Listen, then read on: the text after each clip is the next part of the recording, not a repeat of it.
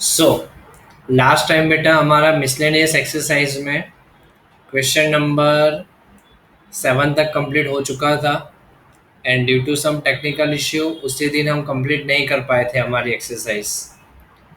आज हम वहीं से आगे बढ़ेंगे। Question number 8।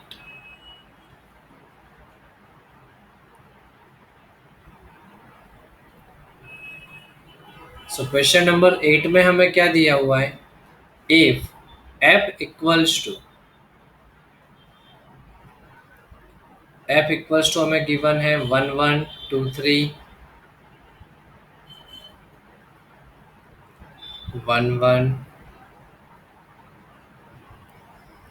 3 0 -1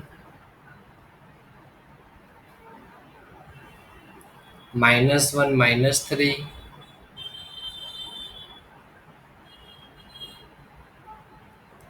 be a function from z to z defined by f of x equals to integer to integer function है where F X equals to है ए x plus B. Determine A and B. तो A और B जो है हमें find out करने हैं, इतना हमें बोला हुआ है। तो चलो, इस तरीके से जब भी हमें कोई क्वेश्चन दिया हुआ है तो ये जो हमें एफ दिया हुआ है, तो ये जो एलिमेंट्स है 1 1 2 3 0 -1 -1 -3 ये सारे एलिमेंट किसके हैं? ये रिलेशन के ही एलिमेंट्स हैं। मतलब फर्स्ट एलिमेंट जो होगा वो किसका होगा? एक्स होगा। और सेकंड एलिमेंट जो होगा वो किसका होगा? वाई के लिए। तो अब हमारी चॉइस है इसमें से हम किसको क्या सपोज करें। तो चलो, कोई भी दो एलिमेंट्स उठा रहे हो, तो 1 1 और 2 3 दो एलिमेंट्स को मैं उठा रहा हूँ। मतलब सबसे पहले 1 1 जो है बिलोंग्स टू एफ होगा। दैट मीन्स हम क्या कंसिडर करेंगे? x इक्वल्स टू 1 और f of x equals to भी क्या कंसिडर करेंगे? 1। एफ ऑफ एक्स मतलब y। तो इसमें वैल्यू प्लेस करो, ये जो हमें गिवन है उसमें। तो देखो, f of x equals to हमें दिया हुआ है ए एक्स प्लस बी। तो उसमें वैल्यू प्लेस करते हैं। एफ ऑफ एक्स उस टाइम पे हम क्या कंसिडर करेंगे? 1। ए एक्स मतलब भी क्या है? 1 प्लस बी। तो 1 इक्वल्स टू हुआ ए प्लस बी। अच्छे से अरेंज करके लिखते हैं तो क्या होगा? A plus B equals to 1। First number हो गया ये हमारा कंप्लीट इक्वेशन। सेकंड, और कोई एलिमेंट लो। 2 3 ले सकते हो, 0 -1 ले सकते हो, चॉइस हमारी है। 2 3 ले लेते हैं फिलहाल हम।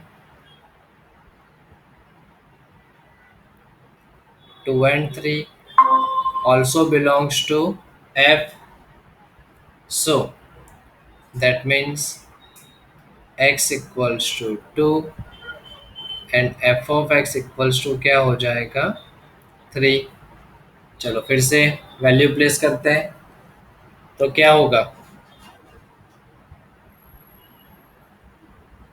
F of x equals to equation तो वही है ए एक्स प्लस बी वाली।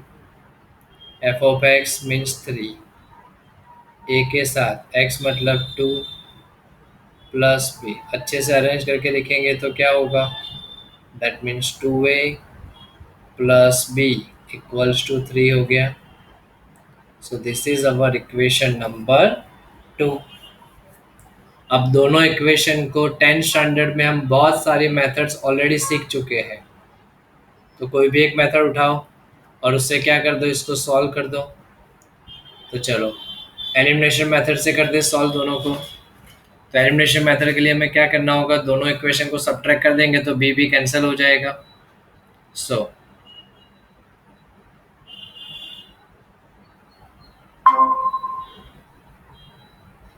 subtracting equation 2 and equation one.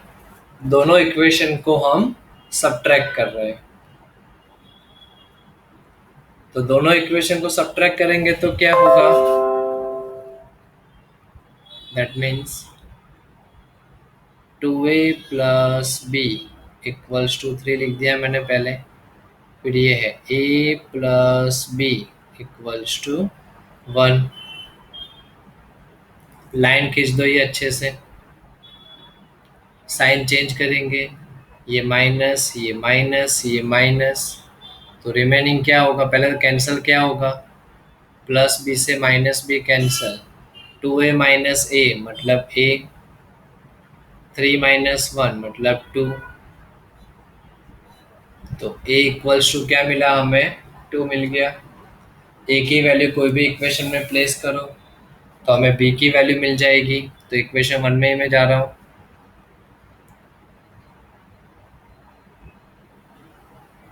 From equation 1, equation 1 क्या थी हमारे पास? a+b इक्वल्स टू 1, तो ये मीन्स 2+b इक्वल्स टू 1, तो b इक्वल्स टू 1 - 2, 1 - 2 मतलब -1। खत्म। तो हमें ए और बी फाइंड आउट करने थे, मिल गए इस तरीके से। आया सबको समझ में बेटा? इसमें कोई डाउट?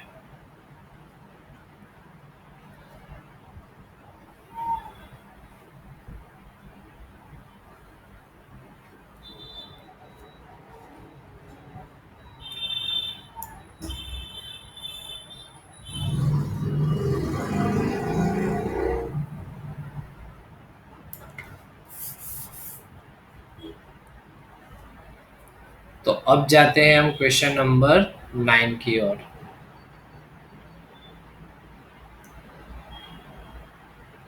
क्या दिया क्वेश्चन नंबर 9 में हमें? Let R be the relation from N to N, natural number to natural number हमें रिलेशन दिया हुआ है। तो बाय आर इक्वल्स टू क्या गिवन है? a, b where a and b both belongs to natural number and a equals to b square, are the following true? तो उसमें कौन कौन सी तीन कंडीशन है? First, a of a belongs to relation, ये first condition. For all a belongs to natural number।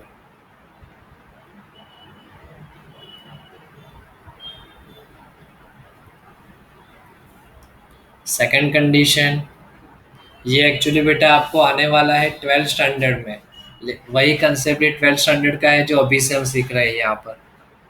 Second है a B belongs to R,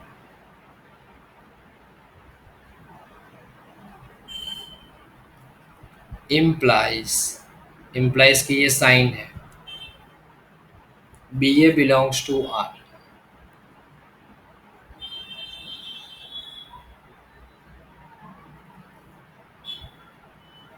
third, a B belongs to are,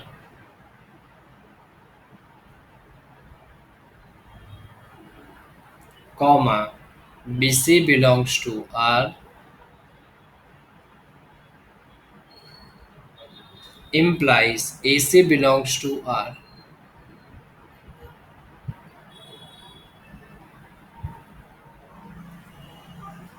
Justify your answer in each case। तो ये देखो, ये जो हमें तीनों actually property दी है ना, वो तीनों तीन प्रॉपर्टी जैसे कि मैंने बोला बेटा, वो कब आने वाली है? 12th स्टैंडर्ड में first chapter relations and function में। फर्स्ट जो प्रॉपर्टी है वो होता है रिफ्लेक्सिविटी। फर्स्ट जो हमारी प्रॉपर्टी है वो क्या होती है? रिफ्लेक्सिविटी। सेकंड जो होती है वो क्या होता है? सिमेट्रिसिटी। थर्ड जो है वो है ट्रांजिटिविटी।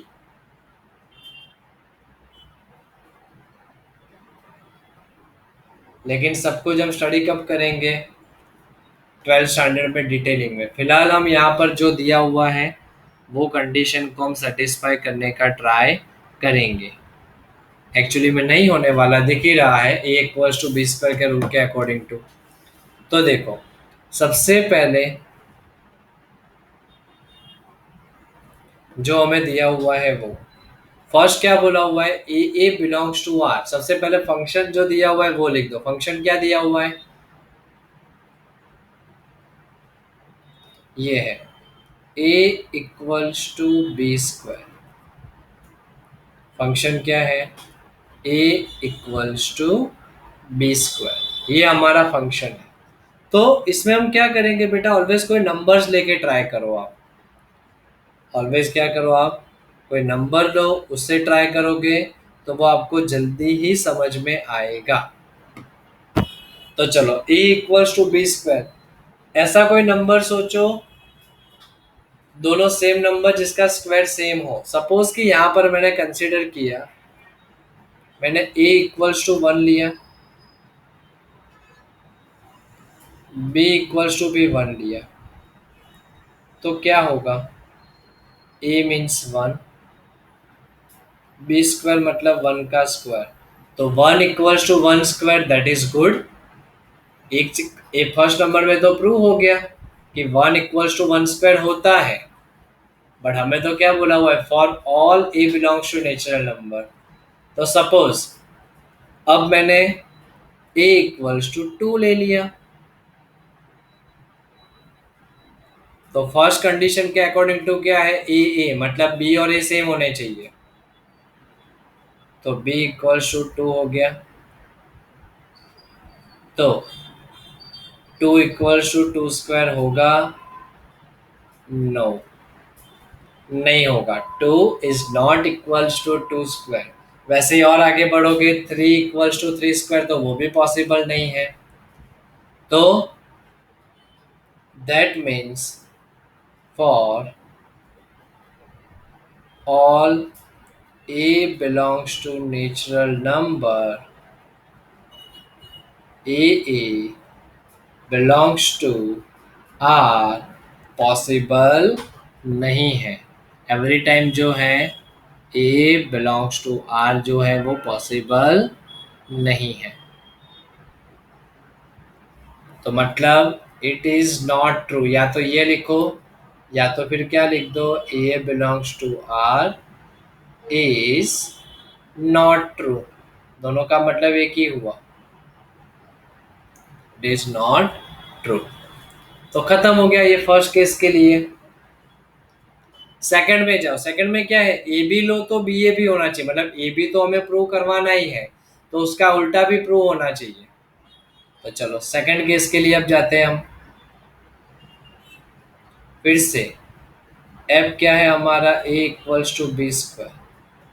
चलो ऐसा कोई नंबर लो जिसका स्क्वायर करे तो ये पॉसिबल हो। कौन सा नंबर लेंगे इसमें ऐसा?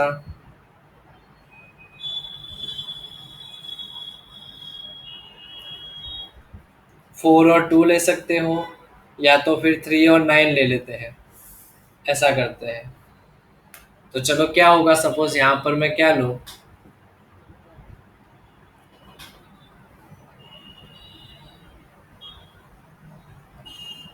ए इक्वल्स टू अगर मैं 9 लूँ, बी इक्वल्स टू अगर मैं 3 लूँ, तो दैट मीन्स क्या होगा,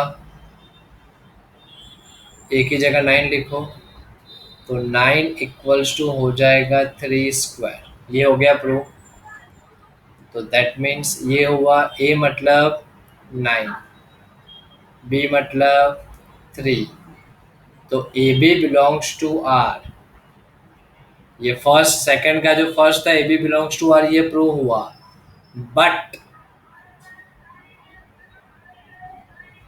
सेकंड में क्या बोला हुआ है, बी ए, मतलब इंटरचेंज करो। तो अब ए इक्वल्स टू 3 लो, बी इक्वल्स टू 9 लोगे, तो क्या होगा, वैल्यू प्लेस करो इसमें, A equals to B square में, तो मतलब 3 इक्वल्स टू 9 स्क्वायर। तो ये तो इक्वल नहीं होगा, that means 39 does not belongs to R. कोई भी एक ऐसा एग्जाम्पल लेके हमें सेट करना है। तो 39 तो क्या होगा, does not belongs to R होगा। देयरफॉर फिर से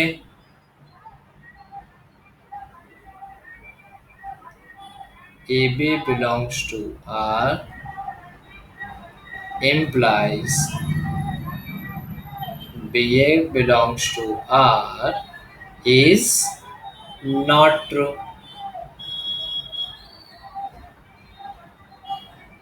तो ये भी ट्रू होगा नहीं। यहां तक बेटा पहले कोई डाउट है?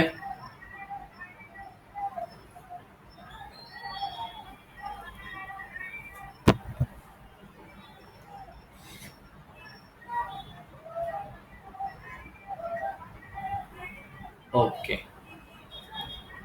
तो अब नेक्स्ट क्या है, देखो A B belongs to R prove करेंगे, B C belongs to R prove करेंगे, तो A C belongs to R होना चाहिए। मतलब ये नंबर भी इस तरीके से सेट करेंगे हम। तो कौन कौन से नंबर ले, सपोज 9 और 3 वाला जब लेना है तो 9 से और आगे बढ़ना पड़ेगा, 81 वाला कुछ सोचना पड़ेगा हमें नंबर।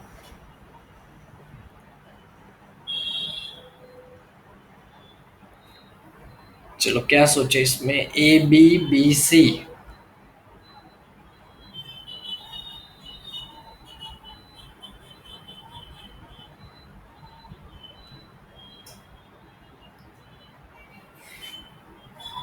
तो ए बी के लिए कोई अच्छा सा नंबर सोचते हैं बेटा।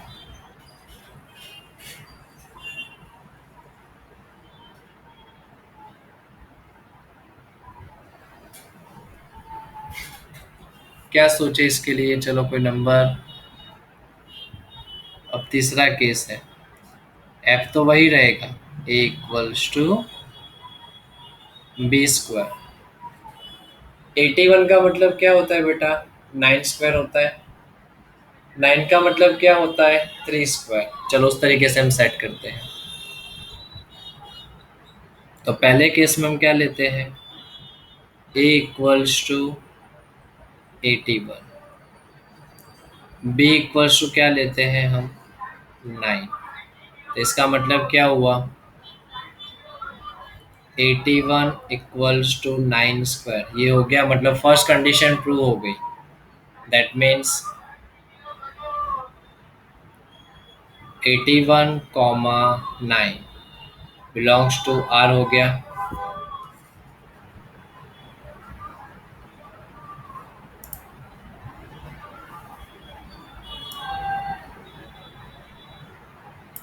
अब सेकंड बी और सी चाहिए, मतलब बी को 9 ले लेंगे हम। मतलब चलो ए बी सी के फॉर्मेट में लिखता हूँ।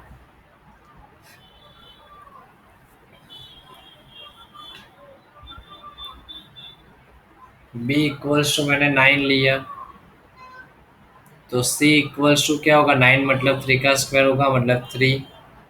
तो दैट मीन्स 9 इक्वल्स टू हो गया 3 का स्क्वायर। तो that means 9 comma 3 is also belongs to R. तो मतलब देखो ए बी बी सी, तो ए सी होना चाहिए, ए मतलब 81। तो अब हम क्या कंसिडर करेंगे, ए इक्वल्स टू 81, तो b sorry c equals to 3। तो क्या 81 इक्वल्स टू 3 स्क्वायर होगा, नहीं होगा। That means 81 comma 3 does not belongs to R. हो गया ये प्रूफ। सो देयरफॉर हम क्या लिखेंगे,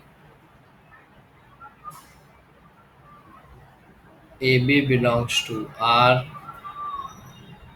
B C belongs to R implies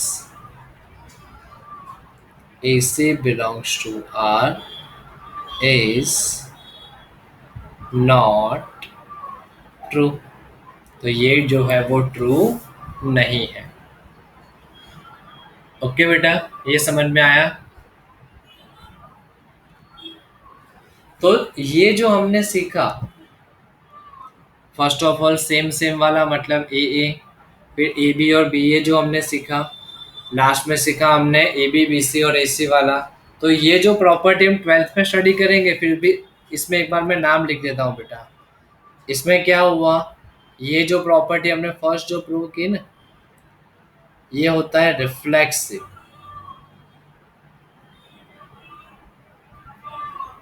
ये रिफ्लेक्सिव है कि नहीं फंक्शन, वो प्रूव करता है।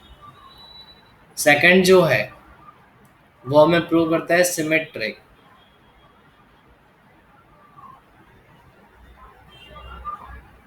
और तीसरा जो होता है वो होता है ट्रांजिटिव।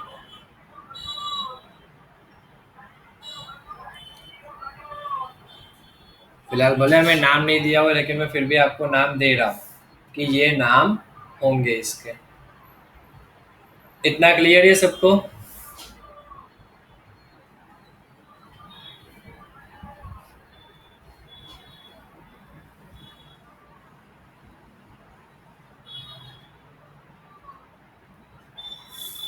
ओके, क्लियर सबको। तो अब जाते हैं क्वेश्चन नंबर 10 में।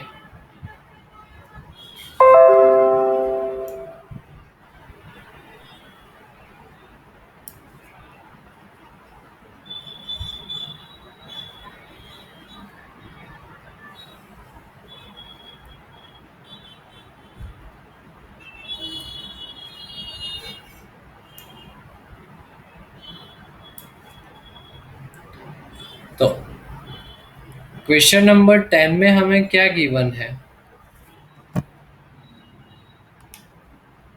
ए बी दोनों दिए हुए हैं हमें। ए इक्वल टू दिया हुआ है 1 2 3 4।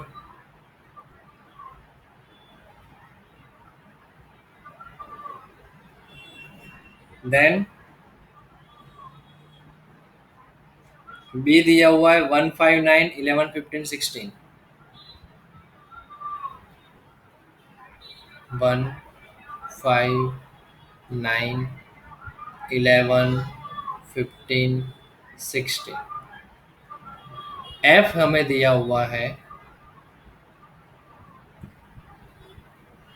1 5, फिर 2 9, देन 3 1 4 5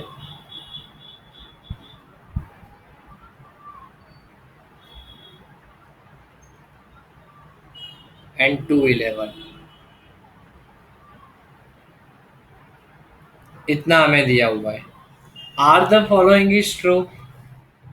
तो ट्रू है कि फॉल्स हमें प्रूव करना है। तो फर्स्ट क्या दिया हुआ है हमें, f is relation from A to B, ऐसा पूछा हुआ है।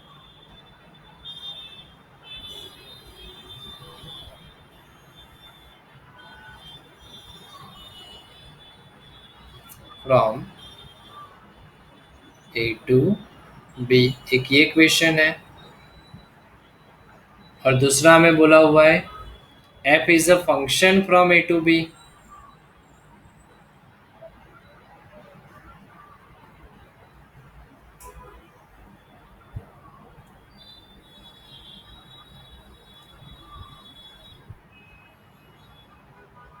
तो ये दोनों क्वेश्चंस के आंसर हमें देने हैं बेटा।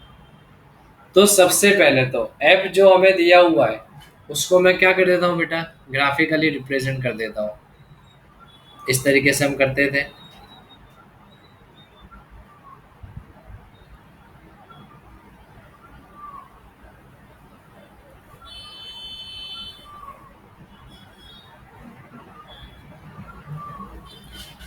चलो फिलहाल जो है मेरे पास ए क्या दिया हुआ है,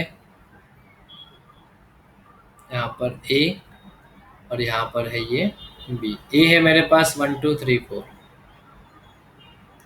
1 2 3 4। बी के लिए क्या है, 1 5 9 11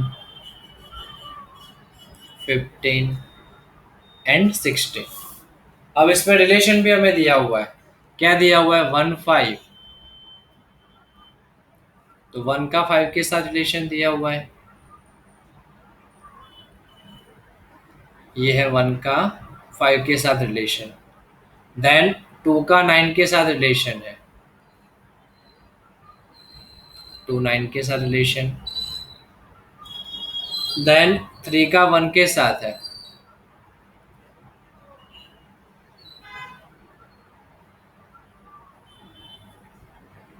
देन 4 का 5 के साथ,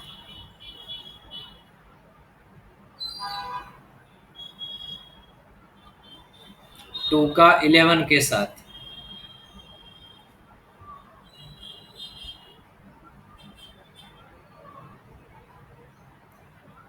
चलो इस तरीके से हमें दिया हुआ है। तो फर्स्ट ऑफ ऑल तो ये रिलेशन होगा क्या? तो रिलेशन तो ऑलवेज होगा। क्यों रिलेशन ऑलवेज होगा?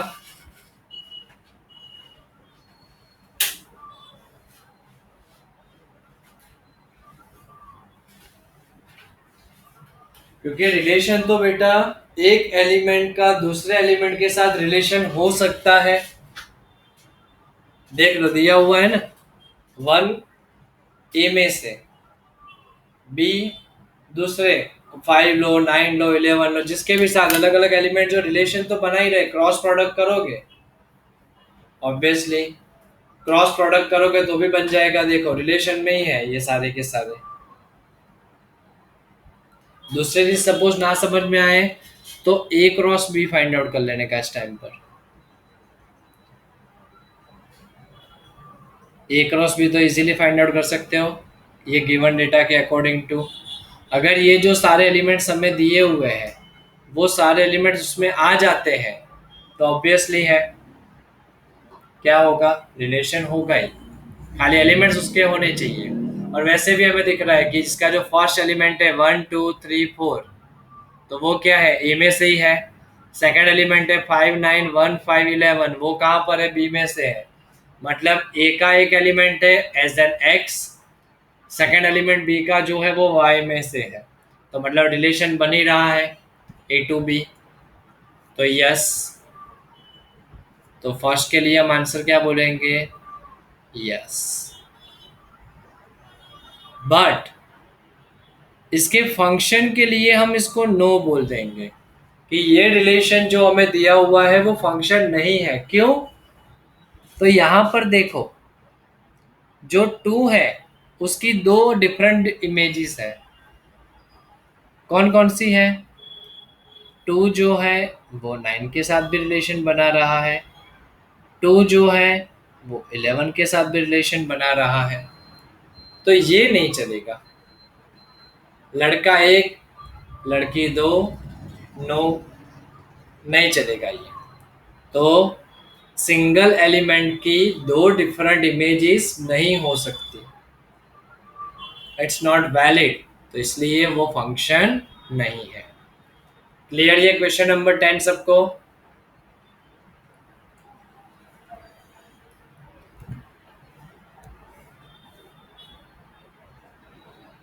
तो अब जाते हैं क्वेश्चन नंबर 11 में हम।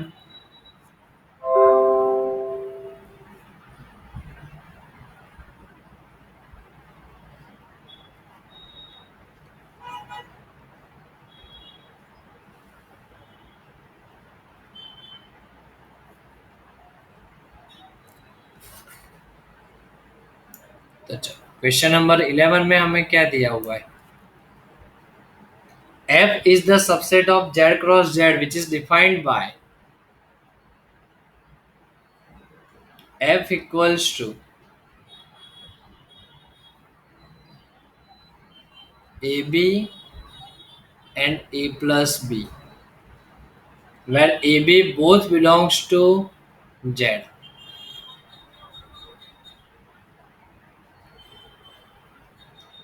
is f a function from z to z? z to z के लिए क्या वो फंक्शन होगा? ए और ए भी इंटीजर लो, बी भी इंटीजर लो, और ये कंडीशन के अकॉर्डिंग टू। तो देखो फंक्शन ना होने के लिए में हम कुछ सोचते हैं, पहले बोला हुआ है कि फंक्शन है कि नहीं। तो कोई भी दो नंबर्स ले लो, चलो, एक मल्टीप्लाई और एक प्लस है, सपोज कि ए इक्वल टू चलो ले लेते हैं हम 3 और बी इक्वल टू ले लेते हैं हम 4। तो क्या होगा, ए बी इक्वल टू क्या होगा, 3 into 4 मतलब 12, and a plus B equals to क्या होगा, 3 + 4 दैट मीन्स 7। लेकिन सपोज इसी के अंदर मैंने ऐसा कर दिया, ए इक्वल्स टू मैंने ले लिया -3, बी इक्वल्स टू ले लिया मैंने -4। तो क्या होगा, ए बी की वैल्यू क्या होगी, -3 × -4 मतलब 12, एंड ए प्लस बी की वैल्यू क्या होगी, ए मतलब -3, बी मतलब -4, तो वो हो जाएगा -7। तो यहाँ से हमें क्या मिल रहा है, ए बी मतलब हमारे लिए तो एक्स है, एक्स मतलब हमारे लिए ए बी है 12, लेकिन उसकी दो डिफरेंट इमेज हमें मिली, वाई मतलब हमारे लिए ए प्लस बी था,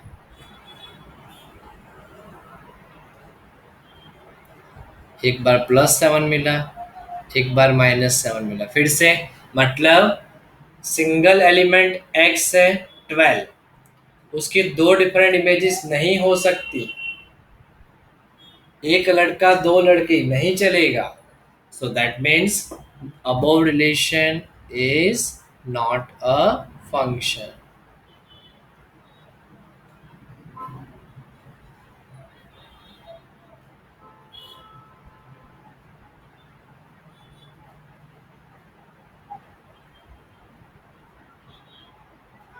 खत्म हो गया तो ये,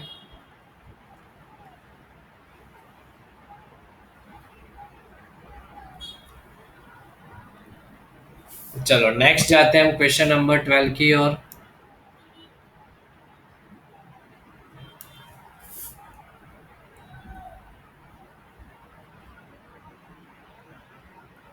क्या दिया हुआ है हमें, a इक्वल्स टू हमें गिवन है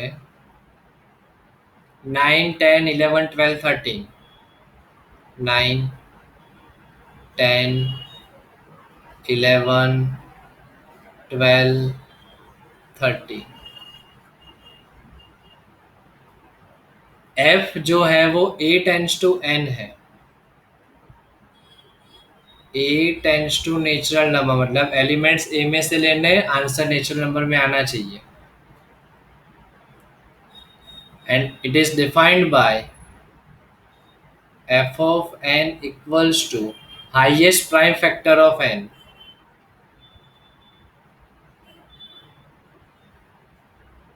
highest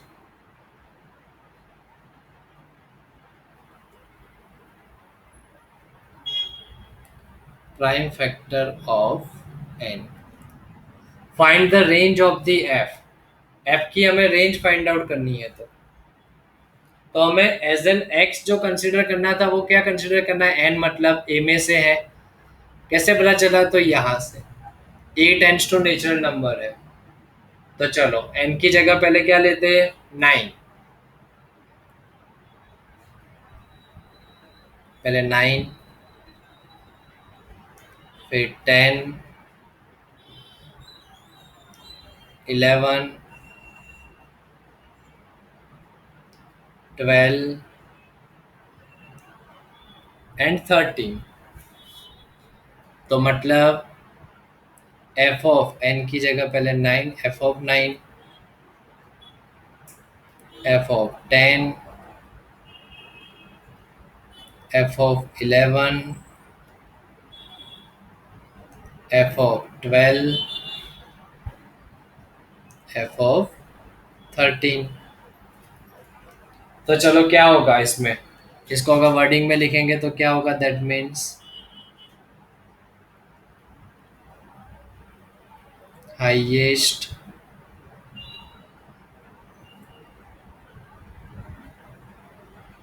prime factor of n का मतलब क्या हुआ 9, वैसे सब इसके लिए भी highest prime factor of 10, highest prime factor of 11.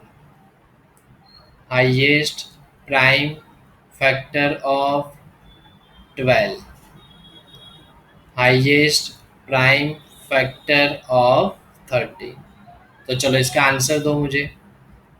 Highest prime factor of 9 क्या होगा? 9 के अगर हम सारे के सारे फैक्टर्स बना रहे तो क्या होगा? 9 1 9 और 1 1 तो नाइदर प्राइम नॉर कॉम्पोजिट, 3 3 9, तो क्या होगा? हाईएस्ट 3 होगा इसका आंसर। 10 के लिए 5 2 10, तो 5 होगा हाईएस्ट प्राइम फैक्टर। 11 के लिए तो खुद 11 ही होगा। 13 के लिए भी खुद 13 ही होगा। 12 के लिए क्या होगा? एक होता है 4 3 12, बस, तो 4 तो होगा नहीं, तो 3 हो जाएगा। तो एफ ऑफ एन हमें ये मिला, मतलब वही तो क्या हो गई हमारे लिए? रेंज हो गई। वही सारे आंसर्स तो क्या हो गए हमारे लिए? रेंज। सो दैट मीन्स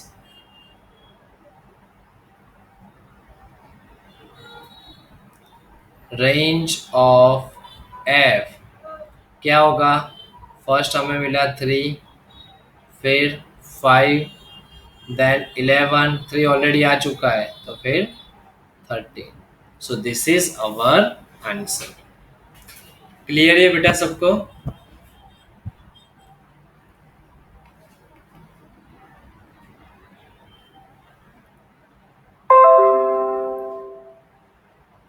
तो यहाँ पर बेटा इस तरीके से हमारा चैप्टर नंबर 2 जो है रिलेशन एंड फंक्शंस वो कंप्लीट होता है।